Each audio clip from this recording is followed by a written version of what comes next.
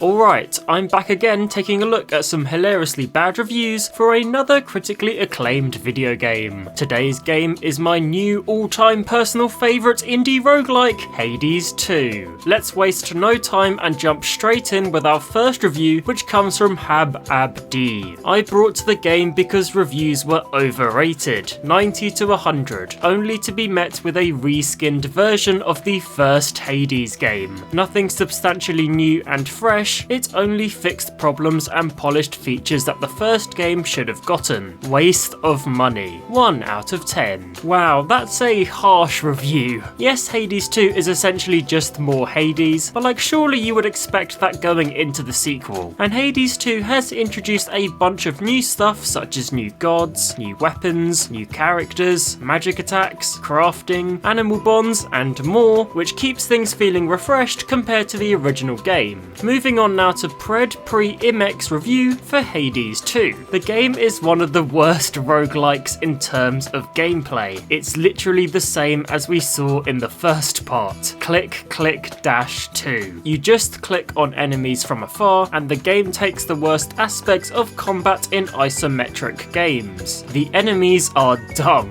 There are a lot of them, and they're so fat that you have to click on them for about 30 seconds. The gameplay is terrible, there's no depth, and there's nowhere to explore. The build system is the same. There's no variety or depth to the build. You choose one thing and focus on that for the entire run, because if you try to focus on multiple things, you won't have enough damage. It hurts me to see that many people consider this game to be one of the best roguelikes. It's not a bad game, but it's a shame for the genre as a roguelike. It's a roguelike for those who have never played a roguelike before.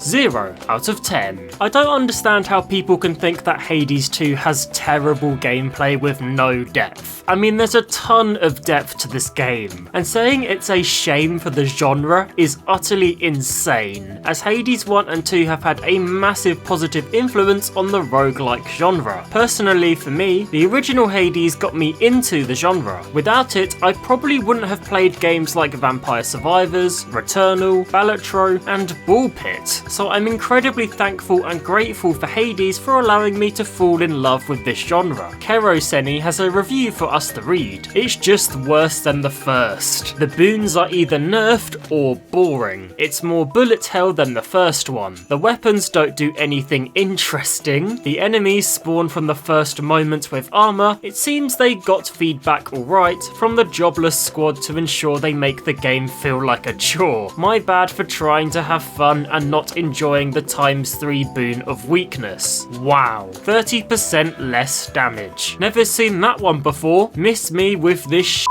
The story is good, the graphics are also good, but it's a game. It should be better in gameplay. If all you wanted was to recycle the gameplay so you can tell some spin-off, you could have made a visual novel. 4 out of 10. I'm very surprised that this person thinks that the weapons aren't interesting, because I really love the weapons in Hades 2, and I think they are way better than the weapons in Hades 1. I mean, one of the weapons is basically a mech suit, which is rad as flip. Reading this review, however, has made me want a Hades spin-off in the style of a visual novel. That could be quite interesting. SG Man has given the game a 1 out of 10 score. Let's see what they said. There are many areas that are sprawling without sufficient guidance. The player gets lost. The environments aren't sufficient compensation. The environments aren't beautiful enough to excuse the lapse in gameplay. I can't quite get my head around this review because Hades 2's gameplay is very linear, so it's pretty much impossible for players to get lost. I can only think of one area in the game where you could get lost in, which is the fields, but even then, you can gain an upgrade later on in the game that helps you navigate around that area. Gil Ali Vinegar played Hades 2 on the Switch too, but unfortunately, they are claiming to have had an awful experience while playing on that console. The game does not run well on the Nintendo Switch 2. It should be for any other system that can can actually handle it. Plus the game destroyed my Joy-Cons because of the aggressive play that the system clearly wasn't built for, thus now have a Joy-Con drift issue. 0 out of 10. Now I've been playing Hades 2 on my Switch too, and I can confirm that this review is a bunch of rubbish. I've invested 60 hours into the game so far, and this game runs flawlessly on my Switch too. Also, I've played mostly with the Joy-Cons, and they have held up perfectly fine. I mean, this person could have just got really unlucky with their Joy-Cons, but for most people, you don't have to worry about performance or damaging your controllers when playing Hades 2 on the Switch too. Next is Vot and my 22's review for Hades 2. The game was quite disappointing. The runs weren't memorable or unique, the lack of access to legendary boons and the hammer didn't help either. None of the characters in the camp sparked any real interest in their histories. As I was finishing the game, plot threads began to appear that would only unfold in the post-game, but I don't intend to keep playing to see them through. As for the main storyline, it's competent, but the beginning and the end are weak. 2 out of 10. Not sure why this person is complaining about the lack of access to the hammer, since normally you come across at least one on each of your runs, and legendary boons are legendary for a reason. You aren't going to come across them often, and the characters in camp talk a lot about their histories. I feel like you just haven't spoken to them enough, especially Odysseus. He has a ton of tales to tell you about. Nick Coke 97 wants to share their thoughts on the game. Everything feels recycled, repetitive, and poorly balanced. The story is weak, bugs are consistent, and the new mechanics only confuse. The art and music are decent, but not enough to save it. 3 out of 10. And finally, we are going to end off with my favourite review for this video, which comes from H. Dyer Mister. Hades 2 disappoints by abandoning the art style of the previous title. A Greek god on wheelchair. 2 out of 10. I have absolutely no idea what this person is waffling about. So there you go, that was 8 hilariously bad reviews for Hades 2. If you enjoyed this video and want to check out another video in this hilariously bad review series, then why not check out my video on Hollow Knight Silksong, another one of the best indie games that released in 2025.